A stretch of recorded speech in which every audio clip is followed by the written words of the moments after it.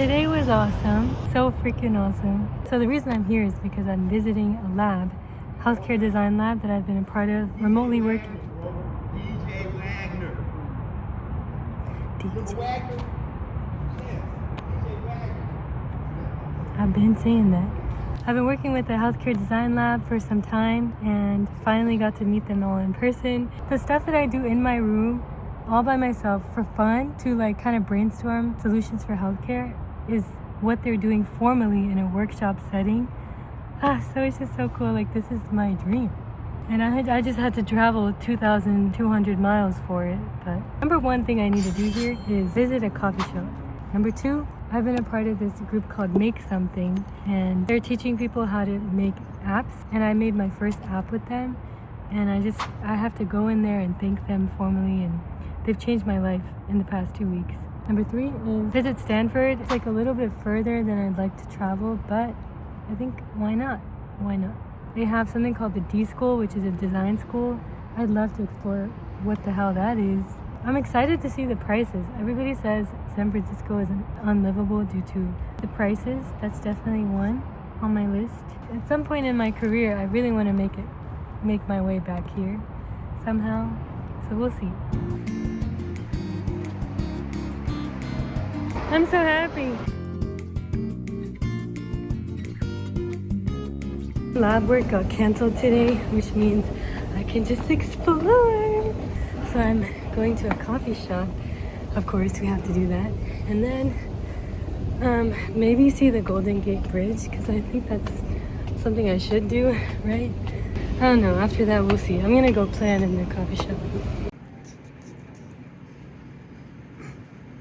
So this coffee shop had a little cat inside it, but it's called Haus Coffee by Mission District. I got myself a little matcha and I tried to plan out the rest of the week. This was a good time to check back in and see what I really wanted to accomplish. Afterwards, I just took a walk because I wanted to find some gifts, and I found this place called Luz De Luna. So much to see, so beautiful. And also on my walk, this is literally the view every time you cross the street. It's insane.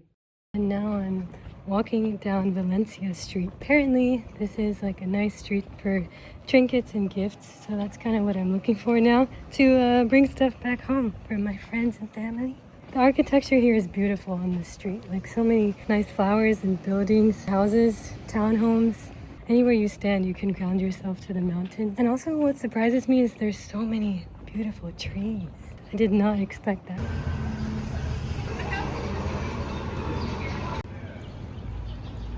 I don't really agree with the philosophy that you have to buy things for people when you leave the state or country. I think I just naturally do it because I just do that by default because I was raised like that. But to be honest, now that I'm thinking about it, like I spent this whole day just buying gifts for people. So yeah, maybe I'm gonna stop doing that. At the same time, like you just naturally think of people and you want to buy them that thing. So yeah, what are your thoughts about this? So at this point, I decided I wanted to see the Golden Gate Bridge before the sun set, but we were running into a problem. We're in a little pickle. I'm trying to get to the bridge, the Golden Gate Bridge, and literally nobody can tell me the right directions. I asked like 3 bus drivers, I asked people on the street. So now we're going to Ross just to kill some time because I feel like crying right now.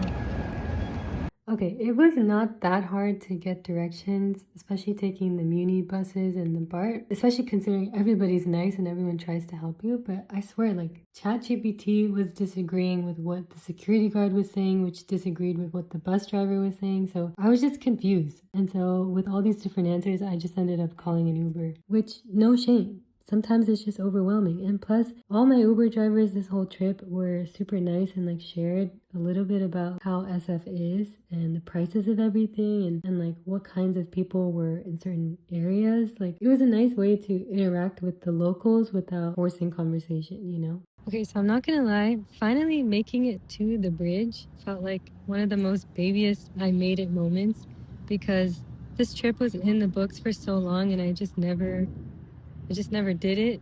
So I really owe it to my friends for pushing me despite my hesitations. Yeah, I was just honestly shocked to be there, to be looking at that bridge. The next day, I got to shadow my PI, who's a trauma surgeon. They're getting me scrubs and I'm gonna scrub in, but damn, this is exciting. I don't know how long I'm shadowing for. She's going until like 5 or 6 a.m. and it's 5 p.m. right now. So I'll see if I want to do that too.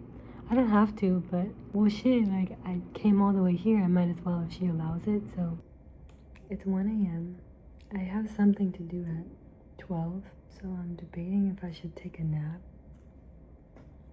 It would be the smart thing to do, but it's inconvenient for people to come get me, and I need a badge to get through certain doors, so I don't want to keep bothering people. So without saying too much, during these hours I was confronted with the concept of death. I feel like I was trying to process it anytime I could. I think healthcare workers are so resilient, and they're there from a human's birth till their death. I have so much respect for people that work in healthcare. They carry so much of the weight when something tragic happens. Let me tell you though, seeing 20 people in a room all doing their best no matter what hour of the day it is to either revive someone or control the situation, it's like you really can tell that they're doing their best. It's so heartbreaking when something is deemed unrecoverable. So I feel like we all need to find our own personal philosophies to help us process those feelings. You just gotta be kind to your healthcare workers. They see and deal with so much you couldn't even imagine. After I got home, I took a walk, I had a matcha, I thought about some things, and then I was on my way to meet my friend for Make Something. What's up? I'm Julian. I'm a startup founder here at Founders Inc. in San Francisco.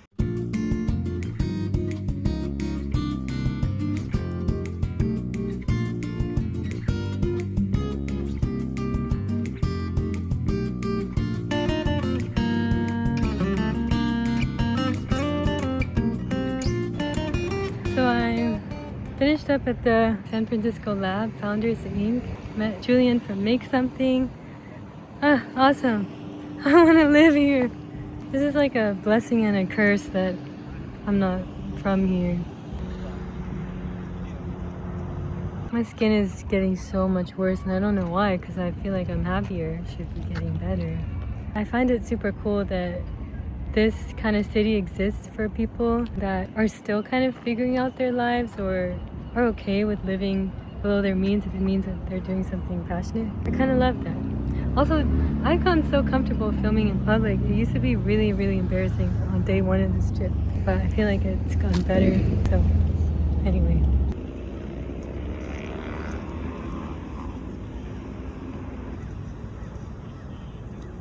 Also, this is not the SF that people told me about. Let me just put that out there. So this is when I started getting emotional about leaving. So I spent some time reflecting on why I liked it so much, why it may have been my favorite part of the trip despite its simplicity. I think it's because I've tried to build a very similar community like this in Atlanta, and I've just had so much trouble. I know of almost all the hatchery spaces, innovation centers, accelerators, maker spaces, but nothing compared to this. This was literally the dream.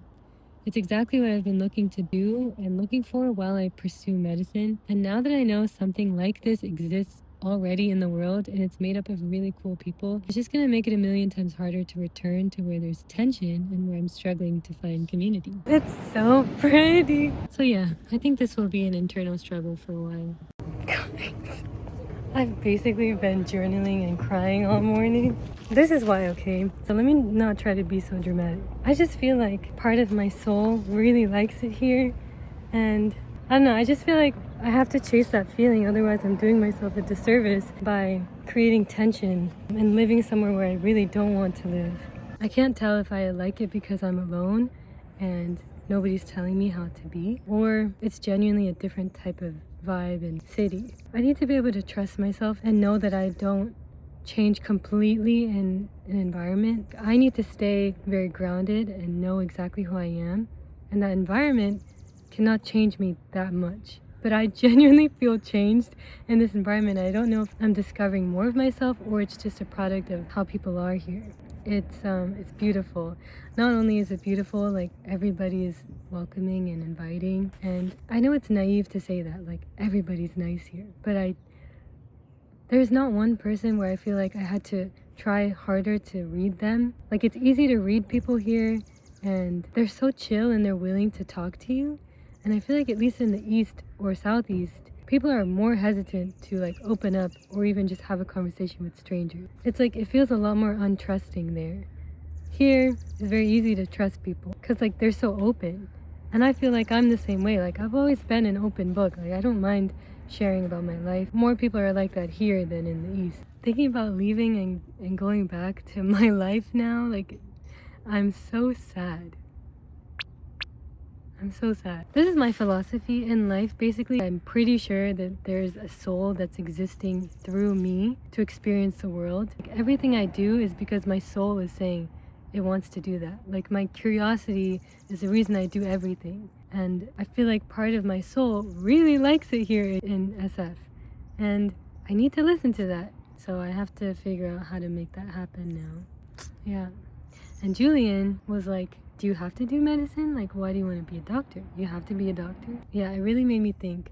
I definitely think my long-term goal is to see patients and be in healthcare. Not only like just work in healthcare, I feel like I need to be a leader in healthcare and directly make an impact to patients. Not that nurses, PAs, NPs do not make an impact, they do, but it's less likely for them to call the shots in a way.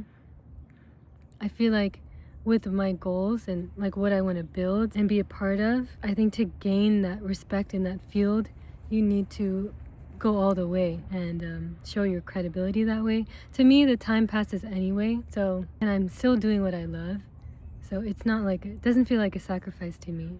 I definitely know like the doctor thing is like exactly what I want to do, but somewhere in between that or sometime after that, I need to listen to this part of myself, the creative side, the entrepreneurial side, the innovation side, that needs to be intermingled between the studying. And I need to figure out how that's gonna happen. Sorry, it has to happen. Also, I decided that anywhere I go from now on, I'm gonna buy a ring or like a jewelry piece I find that really represents my time here. So this is the one I bought. I love jewelry. In another life, I was a jeweler. I know that for a fact. To me, it's a little unique but perfect to me. Like the color, it matches with everything. It just speaks to me, and I don't know why. And that's exactly what SF is. Yeah, it's a sad day because I have to leave now, but I will definitely be back.